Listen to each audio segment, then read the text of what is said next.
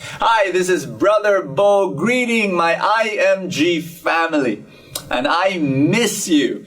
And I should be there with you right now, but I am in Australia. I'm preaching to the feasts in Sydney, Brisbane, and Melbourne. And so I miss you today, but I really wanted to speak to you. So I'm doing this video, and I hope you listen well, and I hope you open your heart to the message that I want to give to you, which I believe God wants to give to you. And it's a very simple message. I was preparing about this whole course on entrepreneurship, and then it shocked me when I realized something. It just blew my mind. A light bulb came as I was reading the life of Jesus, and I said, wow, I never thought of it that way, that Jesus was a businessman. For the longest time, spiritual people are supposed to be focused on heaven and focused on God and focused on religion and focused on prayer and focused on the Bible and not about money and not about business. But Jesus himself, I realize now, was a businessman. How long? He spent more years as a businessman than he spent years preaching, healing, and driving out demons. Jesus spent 17 years as an entrepreneur and only 3 years in the ministry of preaching, healing, and driving out demons. Amazing. During that time, during biblical times, at the age of 13, you would already apprentice with your father. And in Mark chapter 6, verse 33, when Jesus was already preaching, the people said, hey, wait a minute, is he not the carpenter? Didn't he? Wasn't just a few years ago he repaired our jacuzzi? He repaired our 2-car garage? I'm just kidding. But they saw him as that carpenter. Now, Jesus, think about it. He did the normal stuff of marketing his services, of accounting, of collecting payments, of answering complaints from customers, and paying taxes. He was doing all that. He was designing and repairing and selling his services. Jesus, he sanctified business. So my point to you is this. IMG family, I want you to be happy that God has blessed you with your business. Your service, your product is the financial freedom, financial well-being of your customer. That's what you want. That's what you're selling. And you go out there with pride. You go out there with joy. There's nothing to be ashamed of a business. This is your business. And I pray that God prosper you.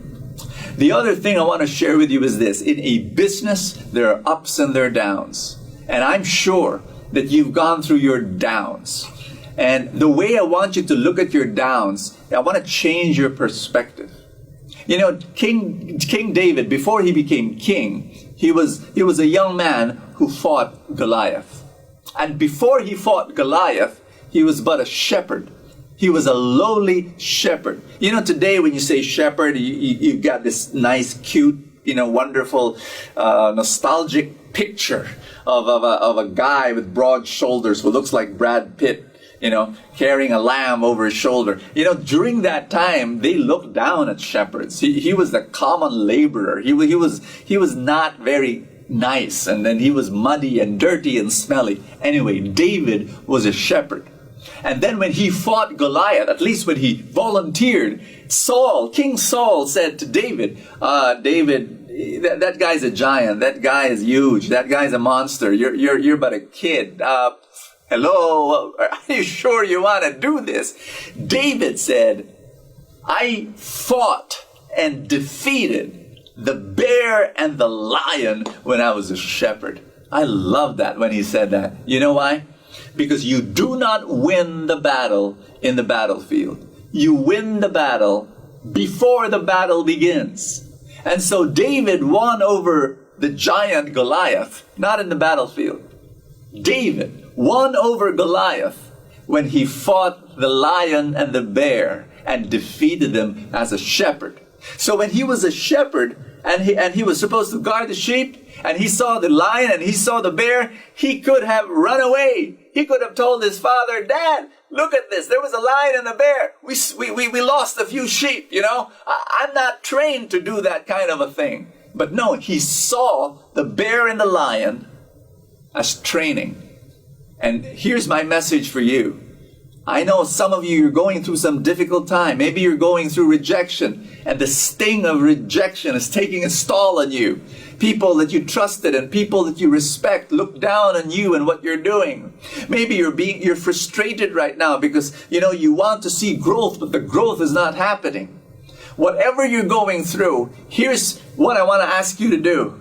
Look at everything as training. You are facing your lion. You are facing your bear right now.